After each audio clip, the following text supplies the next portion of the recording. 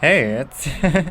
So, I have a new booth that I can record in, so hopefully my microphone sounds better now than it did when I just recorded on my couch. Also, I guess I'll try to talk slower. And hey, it looks like the World Gauntlet contest results are out, and the Universe Gauntlet, and the Galaxy Gauntlet.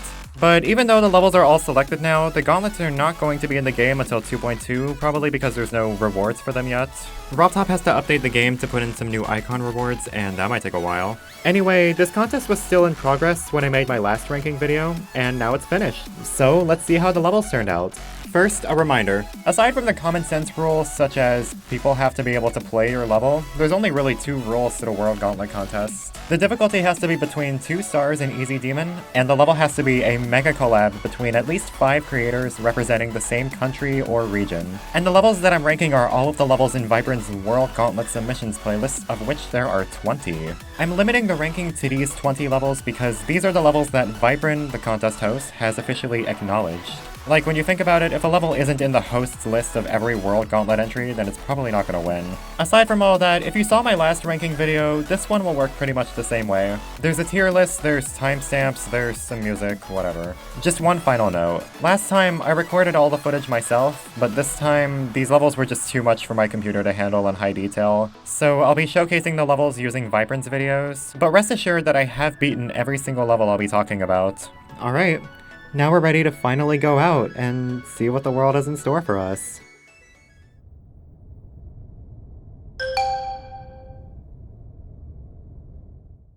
I don't like to talk about bad levels much, so let's make this section quick. Now, what is our first D tier level? I guess we don't have any. The D tier is just an empty void of space. There's nothing for us here, so let's go to the C tier. Number 20. So, this is the only level in the ranking that is still not rated, and I don't know, I think it's rate-worthy. It does have issues, like almost all of the backgrounds are completely static or have really stiff movements, and I always think that's just really jarring. Some parts look way too glow spammy, and the gameplay is not bad, but not great. I get that there's a lot of emphasis on sync, but some parts like the dual ship are still really awkward. However, I know this is the bottom level on the list, and this is the C tier, but I still really like this level. It just has such an amazing atmosphere. A lot of that credit might go to the song, which is a metal remix of a song from Toho. That's pretty cool. How many times do we hear metal music in Geometry Dash? And not every part looks bad. Some of the effects look just fine, not to mention the incredible ending artwork. I didn't even think there were 5 creators from Japan at all, let alone creators that had a chance against the strong, mean ol' Americans. Number 19, GW Hungry. This level is rated, but it took a while for it to happen. It took over a month after the contest, and it still only got a star rate. And to be honest, I found myself going back and forth between this and Ado for what to put at the bottom spot. This level looks much weaker visually, and I don't just mean that because it's not themed. The color scheme in most of the block designs are way too simple. They're mostly just default block designs with a dark color and a slightly lighter outline. However, this level has a standout quality to it. The gameplay sync is among the best on the entire list, honestly, and it's consistent throughout the entire level. Even though I don't think the gameplay is that good, it's a lot more fun because every click feels really satisfying to pull off. I don't think this level nor Ado can really be called bad levels. They're both very fun and respectable in their own right. They're just a little weaker than the rest of the submissions. And that's it for the C tier. Yeah, I'm not kidding. On one hand, I guess you could say having more creators can wield better results, but coming from someone who's been in mega collabs before, there's so many things that can go wrong. It takes a lot of motivation and communication for a mega collab to succeed. If a single person doesn't do their part, it will affect the entire project. The contest requires at least 5 creators and they all have to be representing the same country, which means that for smaller countries with less experienced creators, if something goes wrong, they don't have many options. GW Hungry started being made at completely the last minute, and it was lucky not to have run into any big problems. Ado, on the other hand, was actually almost abandoned, but another small team from Japan decided to save the level, which was an absolute miracle. Honestly, this is by far one of the most difficult creator contests the community has ever seen. The free-for-all format made it difficult for people to find and commit to teams, especially if they didn't already have connections like a lot of big-name players did. However, despite that, 20 very determined teams of varying backgrounds and histories managed to cross the finish line. And since there's so many complications and challenges in making a mega collab, I think they all deserve a special amount of respect for that. I really hope that people can at least understand that even if they don't like some of these levels, so just keep that in mind throughout this video.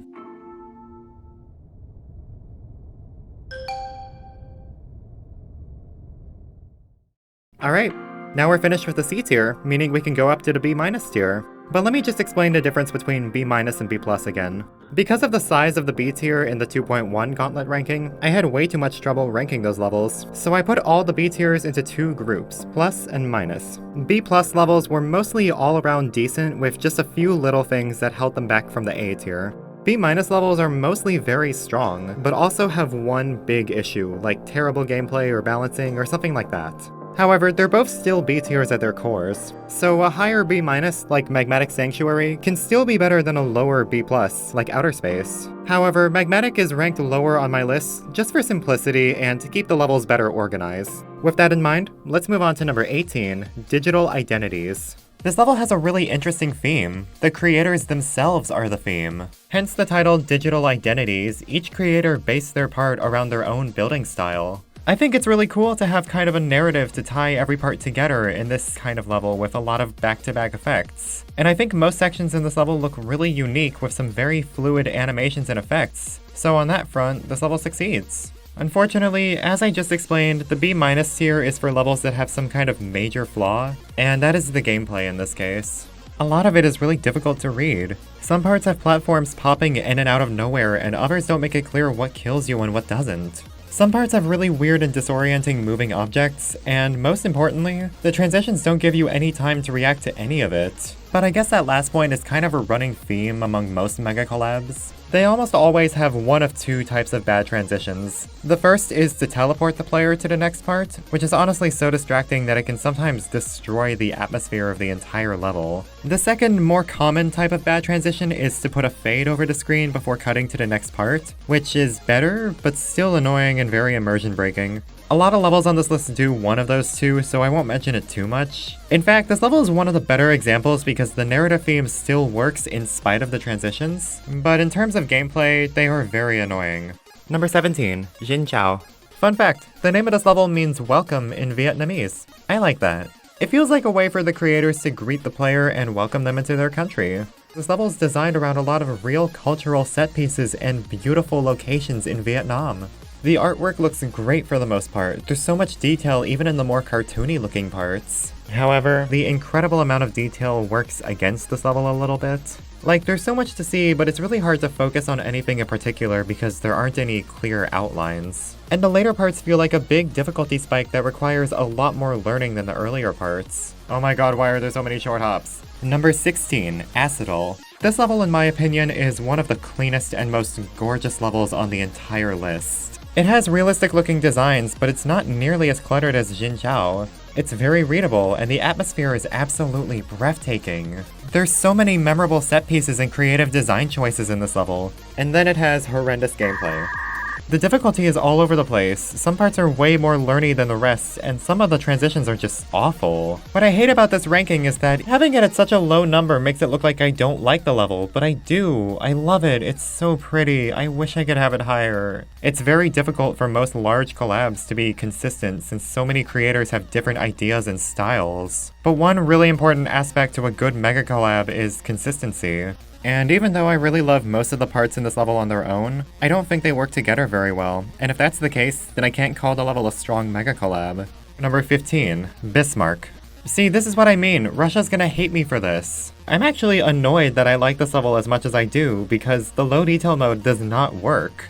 On top of that, the gameplay is really annoying, though it's a lot more balanced and honestly easier to learn than Acidal, even though this level is much harder. But the idea of theming a level around war is very interesting. The visuals are very powerful, and they need to be in order to communicate the brutality of war. It's a delicate subject, but the creators did an amazing job with that. This is a very respectable level despite my frustrations with it. However, some people watching might be wondering whether or not I'll give my thoughts on the drama surrounding this level, and I will. For now though, before we move on to the plus side of the B tier, I'd like to talk about my final thoughts on the contest itself. There's a lot I love about this contest, and some of the criticism it's received is definitely unfair. However, there have also been some very fair criticisms, and I'd like to talk about those for now. First of all, judging by the fact that Bismarck was even eligible, it's fair to say I was a little too hopeful that the World Contest's rules would be enforced well. One thing to remember is that this isn't just a contest, this is deciding what levels get put into a major part of the game. If a single level is inaccessible, people are completely locked out of the entire Gauntlet. And I was hoping that, since one of the World Contest rules explicitly mentions performance, it would be enforced a little better than it used to be. Maybe 2.2 will come out with game optimizations that make it easier to run these levels, but that's a big maybe. The whole reason the deadline was unannounced for so long is because the Gauntlet was intended to release with 2.2, and they wanted people to have a lot of time to make their mega collab because, as we've seen already, it can take a damn long time. Eventually, the first deadline in July 22 was announced only 4 months prior in March, which is not very much time to start or pick up the pieces of a dead mega collab in. So sure enough, no one was able to finish in time, and the deadline got moved again to September. Yes, people need a lot of time to make a good mega collab, 20 months is plenty of time for that. But no one was motivated to make anything for those 20 months, and honestly, I can't blame them. The contest didn't have a deadline, and the only listed prize was, oh, the Gauntlet will be added in 2.2, which no one has any faith will actually be released. And if 2.2 actually came out during the contest, then anyone who started during 2.1 would have been at a major disadvantage. And yes, there were some levels that made some good progress early on, but only very, very few. My point is that no one was interested in the contest because there was so little information about it and people were more interested in other things at the time. There was so little development in the first 14 months that apparently the submission form was broken the whole time and no one found out until February 22. So yeah, I was completely shocked honestly that there was as much competition as there was. 20 levels doesn't sound like very many, but there's at least 5 creators behind each one. So maybe it isn't very many levels, but there are a lot of people who were invested in this contest, which is just really surprising to me given how last minute it feels. Even the levels that were rushed and made really quickly have a lot of thought and care put into them, probably because of the higher difficulty of the contest. Since people had to work together to make these levels, every level has some unique characteristics and ideas they want to share. And given how personal some of these levels are, people clearly took the contest very seriously. So despite its problems, the contest has to have done some things right.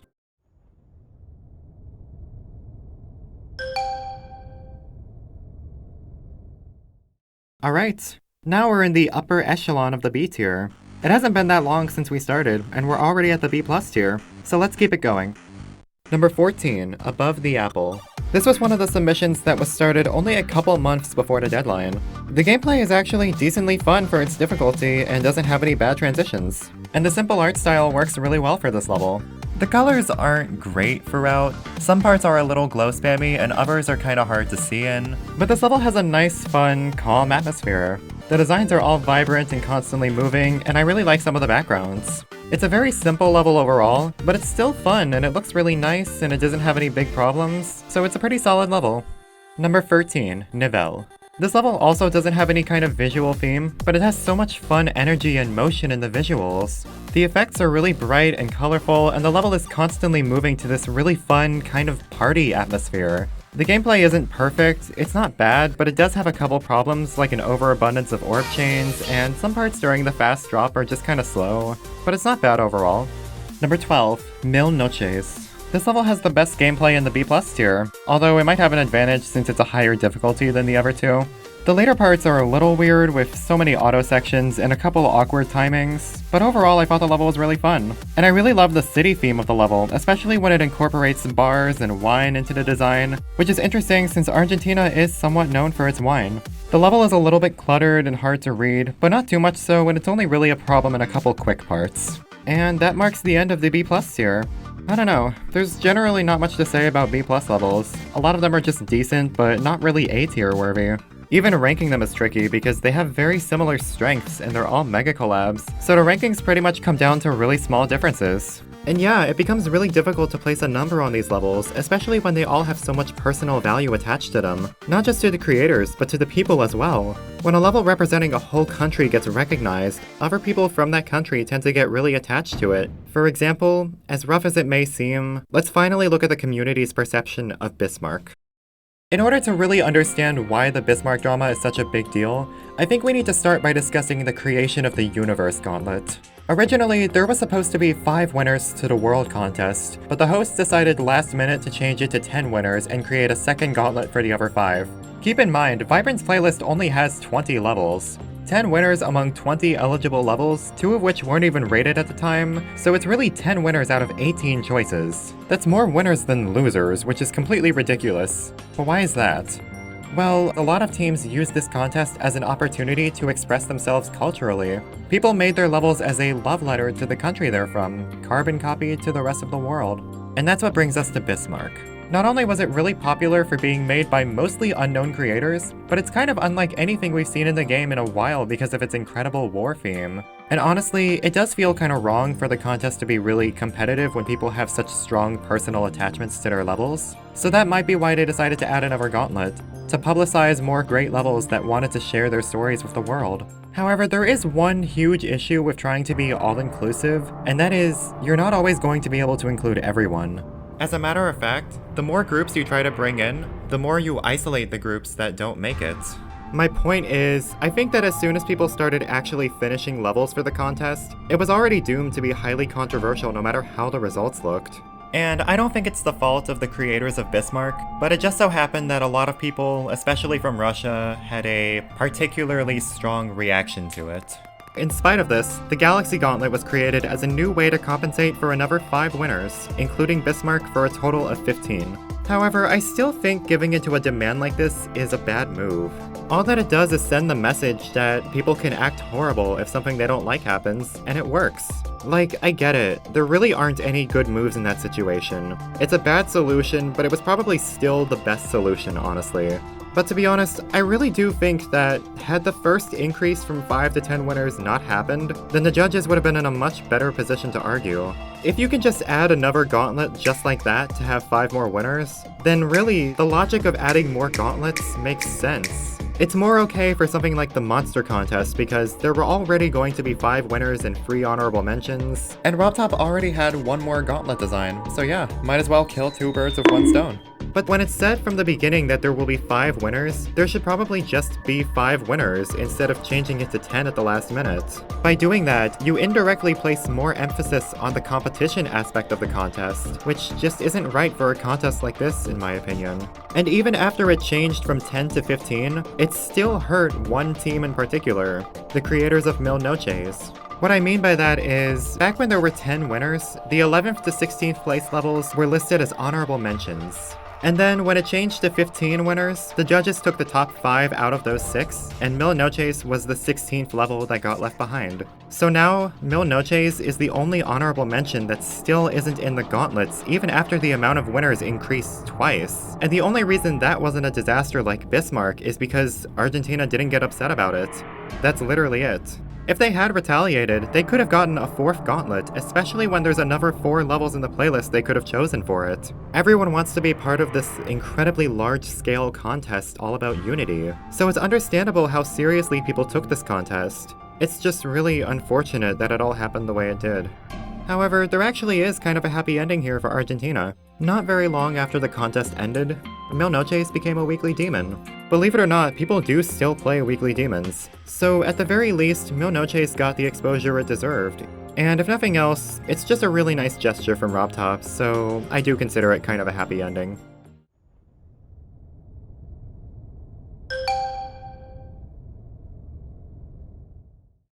Alright, now we're at the A tier. Now it's just a straight shot to the finish line. I've talked about the contest, the drama, common mistakes, and mega collabs. There are no more intermissions in this video. All that's left is to cover the rest of these great levels. So, here we go. Number 11, Great White North. I was actually surprised I liked this level enough to put it in the A tier because the last part is terrifying. But honestly, it's not as intimidating as it looks. There's a total of 7 clicks in this part, and it's ridiculously easy to learn. But I still thought it was fun, and it didn't bring down the rest of the level for me. I really love the calming atmosphere this level has. It's like a nice walk in the snow before a light snowstorm kicks in tandem with the drop of the song. And the color schemes in the earlier parts especially are so pleasant. The backgrounds and the sky gradients are very pretty to look at. Number 10, Xanadu. This level has some great color schemes, there's a lot of variety and pulsing in the backgrounds, and it's all very clean and matches the tone of the song. The gameplay can be a little hard to read sometimes, especially in the faster parts, but I still found it to be pretty fun overall. And it's a little thing, but I like that this level starts off with some text that says, "A journey to China," and then ends with the player going to the airport. It's really cool when levels like this in Jinchao have that kind of tourism feel where it feels like you're actually taking like a miniature tour of the country. Seeing everything kinda makes you want to visit the real countries, honestly. Number 9, Lutetia. To be honest, I feel almost identically towards this level as I do with Xanadu.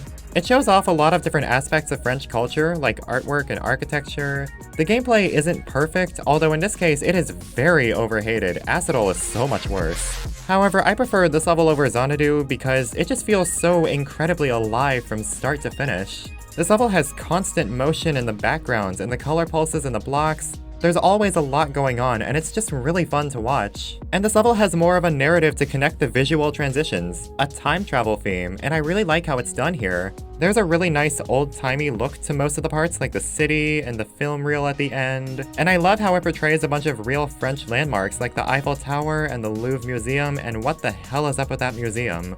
Number 8, Down Under. This level is one of the best things I've ever seen. I'm in love with the idea that the Australian Mega Collab is themed around how terrifying and evil everything in Australia is. Herpetophobia, aquaphobia, astrophobia, arachnophobia, and this level still has so much more to offer than just that. The dotted art style based on that of the Aboriginal Australians looks fantastic. It's a really subtle way to showcase an aspect of Australian history, and it translates really well into GD. And this art style is consistent for the entire level, which is really tough to do for a Mega Collab, and it's done excellently. It does make the gameplay slightly harder to read in some parts. Like, I thought this coin was impossible until I found out from a different video that you could slide on these hills. But this level's way more fun than I expected it to be, and also way too easy for a demon rating. Number 7, Fizzy Fossils. It would be really difficult for a Mega Collab team to make a level with a continuous theme and fluid transitions, but this level did a pretty good job of that. Some of the transitions are pretty bad, but more often than not, they do have something to kind of establish the next part. Like, for example, showing the outside of a cave, and then the next part is inside the cave. Transitions like those go a long way in making the level feel more atmospheric. And it also helps when the prehistoric theme is utilized really well, and sometimes they're even incorporated into the gameplay, like with the rising oil, the swinging portals on the trees, the minecart in this part. And I don't know, there's just something really funny and adorable about all the derpy looking dinosaurs on the island. Number 6, Königstein. So here's something interesting. This level is named after a real German fortress of the same name. There's a lot of levels here that are just named after cities and historical monuments, but I haven't mentioned them much because, while I guess it's kinda cool, it's not really interesting enough to mention every single time it happens. But the setting of this level is not just a fortress, but a violent, war-stricken one. While the real fortress is absolutely beautiful, it was also used as a place of refuge during war, so I think the violent atmosphere of the level works very well, and it helps to translate the real location into the game in a more creative and exciting way. And this level, aside from this stupid misleading arrow, has pretty great gameplay. The last duel part is probably one of the most creative and fun duels I've ever played. Number 5, Planet X. I was a little conflicted about this one at first because about half of this level's gameplay is descending. The camera needs some time to catch up, but to do that, it leaves a lot of empty space between jumps. And on one hand, it's nice that the creators put accessibility first and didn't have a bunch of blind jumps here, but waiting like 2 seconds before every easy jump is just not fun. Ultimately though, I decided I did really like it, firstly because the level is themed around journeying to the core of an unknown planet, so the falling gameplay at least makes sense, but also because part of this level's charm is how weird and bizarre it is, and the second half of the level makes this pretty obvious. The tone shift here is just kind of mesmerizing. There's so much intricacy in the different effects and the colors. You can tell everything feels completely wrong, even the song, but it's very polished and intentionally designed, so it all works really well. Number 4, Frostburn Peak.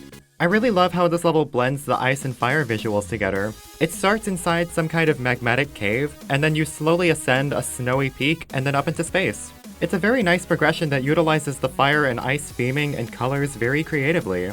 And then the boss fight is actually really exciting. It's almost disappointingly easy, but it's really fun with some simple trigger orb gimmicks and animations. One of the biggest downsides to this level is honestly just that it feels kinda short, and that the boss doesn't have a super strong presence despite appearing at the start.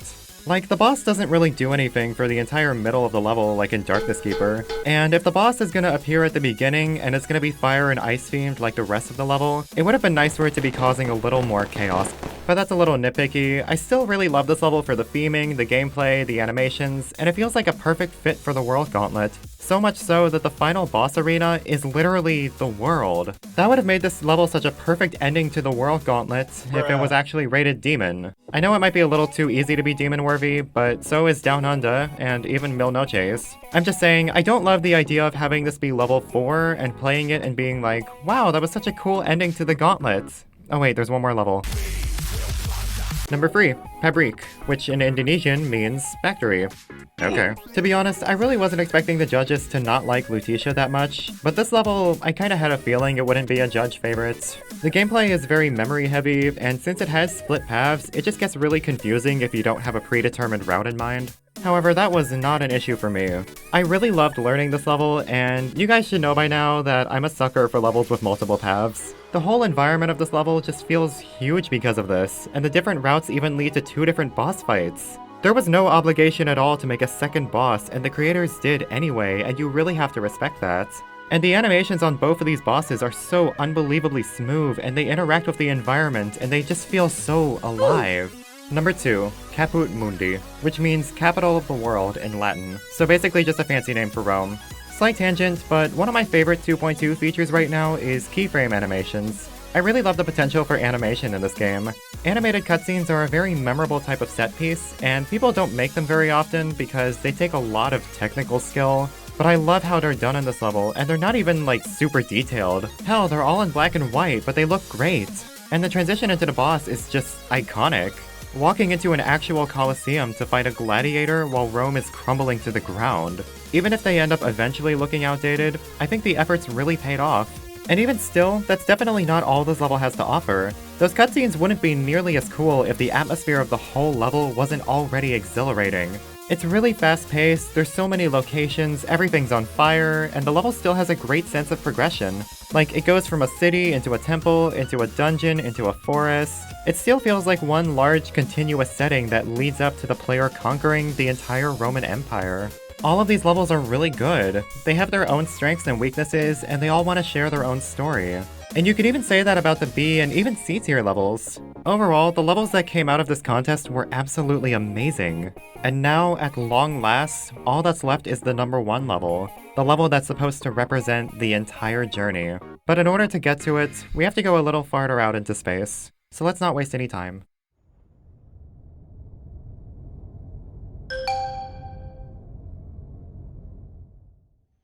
Believe it or not, this was probably the hardest tier to figure out what to put in it. The S tier, to me, always felt like it should be special because it's the last chapter of the list. It has a strong influence on the ending of the video. It's basically the takeaway. Slam, for example, while I do think it's a pretty amazing level, it was actually in the S tier because it represented something negative. People tended to remember the Gauntlets overall very negatively, but Slam was a standout exception that everyone loved. But I had a very positive experience replaying all the Gauntlets, and I felt like by putting the community's favorite at my number 1 spot, it would really poorly represent that experience. Like, if someone skipped to the number 1 level and just saw Slam, they would be like, oh, the best level is the one that was already my favorite, so I guess there's nothing interesting here. And just like back then, I want the final chapter of this video to be something that positively represents the entire journey we've just been on. But here, there's kind of a problem. It's really hard to pick one level to represent all the rest when people have such strong personal attachments to every level. Like, obviously, the one level I haven't talked about yet is Ruta del Sol, but if I put that at number 1, then it would be great for Peru, but I want this final choice to be great for everyone. But like I said earlier, if you try to be inclusive of everyone, then you will ultimately be forced to leave people out. However, there is one more thing I wanted to look at. See, the thing is, this whole video, I've been using Vibrant's playlist as a reference for how many levels are in the contest. These are the levels that Vibrant officially acknowledged. They're all in the opening montage and the results video for the contest, but there's more entries than just the ones in Vibrant's playlist. What if I said that I was able to find 15 entries to the contest that are not in Vibrant's playlist? The playlist was made before the results came out, and levels got added to it over time, but it was never specified what criteria decided the levels in there. At first I thought it was only eligible levels, like maybe these 15 levels broke the rules in some way, which is actually true for some of them, but definitely not all of them. Then I thought that maybe it was just for really good levels, and that is definitely not it. So I was curious, and I tried to dig up as many as I could, and I was able to find 15. And once again, it doesn't seem like many, until you remember there's at least 5 creators behind each one.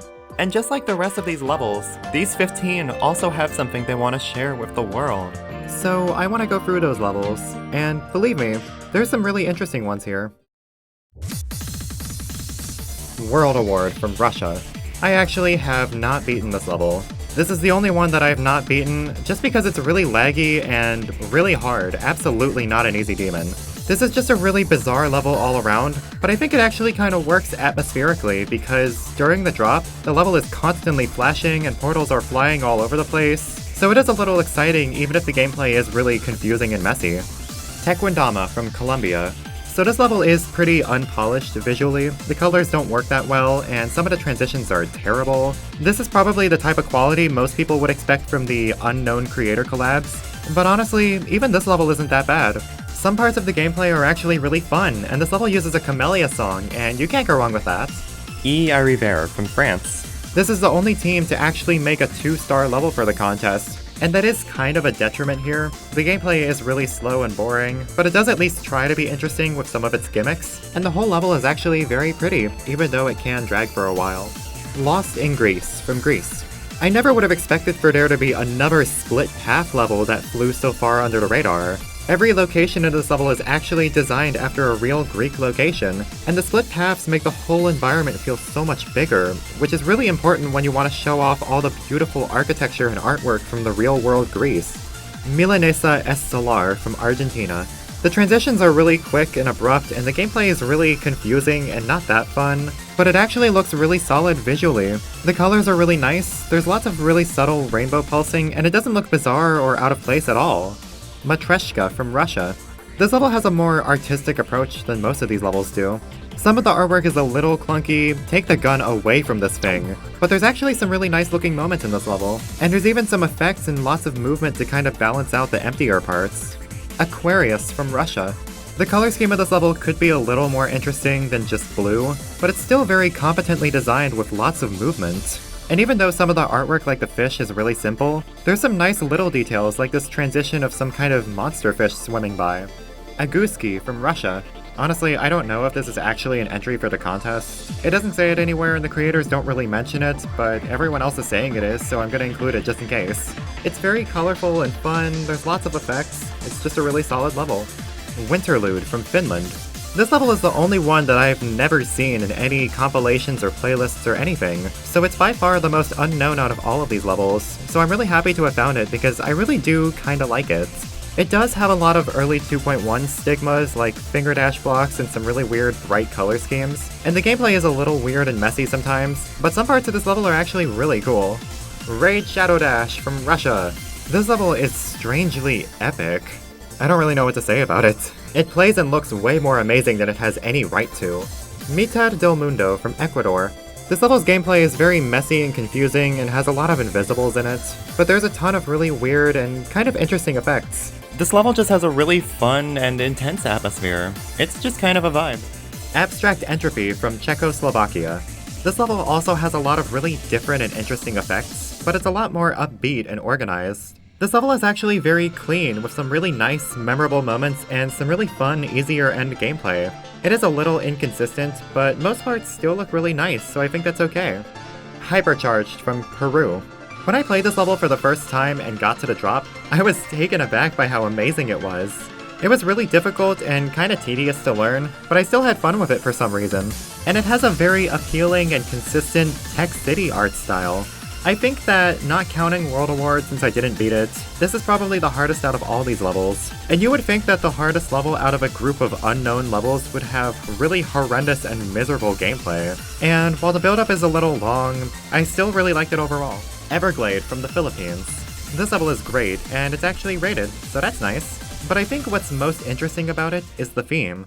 Why have a level made in the Philippines, an island region near the equator, have a snowstorm type of theme? Well, that's because snow and winter don't exist there. Snow seems like an impossible dream. It's not a level that shows off anything the Philippines has, but rather a desire. It's just a childish dream, though to be honest, I think that's a very harsh way of putting it. To call it childish is to imply that it's stupid and shameful, but I don't think that it is.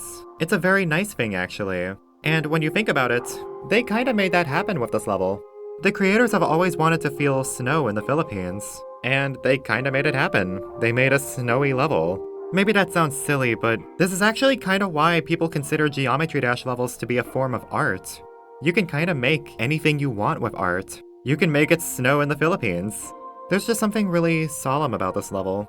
It clearly meant a lot to the creators, so it must have been emotional for them. And that's not an experience you should brush off as being childish, because, frankly, I would say the same thing about this contest. To explain, the final level in this lightning round is Alive from Mexico. Yeah, this one's not great. You can pretty easily tell that this level is made by a lot of newer creators, but I still think it's pretty amazing that this level exists. It would have still been an absolute challenge to finish a level for this contest, especially for creators who aren't even that experienced at creating. But they finished, and on top of that, they're the only team from Mexico to finish a level. Obviously, people clowned on it a bunch for looking bad, but even a level like this was capable of making Mexicans feel like a part of a big community event like this. And isn't that what the contest is for? This contest is supposed to be like a festival showcasing all these different cultures and ideas and worlds and the theme of unity. So yes, it's not a good level, but I still think it deserved to stand with the rest of the submissions. Whether it was in a playlist or in one big results video, or even just a little montage, they all should have had a chance to become known and inspire people and not be lost in obscurity. And I'm not the only person who thinks that. There's plenty of YouTube playlists and compilations that wanted to showcase all of the entries. People really want to see all of them. And that's because they're amazing. The 5 creator rule was a pretty big roadblock for most people who wanted to participate. And the contest felt absolutely dead for over 14 months. The judges weren't even expecting there to be that many entries, so much so that they were already preparing some replacement levels to fill in some empty spots. However, despite all of the problems and controversy this contest garnered, it also brought about something extraordinary. And there's one more level I have yet to talk about that I think represents all of it in the best way it can happen. Number 1, Ruta del Sol. This is the fan favorite level of the contest and the ultimate winner. Is it my favorite? I don't know, but it's the favorite of the community. And it's not surprising why. It's absolutely beautiful. There's so much artwork depicting of ancient Mayan relics and studies, with a very kindred theme of chasing the sun. This contest led to some very unhealthy backlash, but it was also a very unifying experience for the community. People literally from all over the world came together to express themselves through this contest. Some of these countries, Peru for example, have a very small player base, but they were all capable of making something they loved for this big community event. And holy crap, some of these levels are so intricate. There's a lot of little details in most of these 35 levels that I haven't even talked about for the sake of time. Along with the second 2.2 sneak peek, this contest played a part in revitalizing the community when people thought it was long dead. There was so much excitement surrounding it, the game even reached a peak player base on the day of the results. Everyone loves this contest, which, funnily enough, is the opposite of how people feel about the rest of the gauntlets. My number 1 pick for the 2.1 Gauntlet ranking symbolized my rejection of the common idea that the gauntlets were not worth being remembered or thought of as anything special. However, I do agree that this contest was great for the community, and I believe that the community favorite level is the best level to symbolize that at the number 1 spot. The World Gauntlet contest was more than just a way to grab some new levels for a gauntlet. Maybe it started that way, but people used it as an opportunity to show off just how much they love their community. And that's how I want people to remember this contest, because I don't think we're gonna get another one like it anytime soon. Although, the Discord Gauntlet contest is actually looking pretty promising. If you're unfamiliar, the idea for that contest is all about creating a level with multiple paths, which I already mentioned like twice that I love. And I look forward to seeing what people do with that contest too. So, until we see the curtains close on that contest, that's all I've got. Until then. Oh, yeah, and, Happy New Year.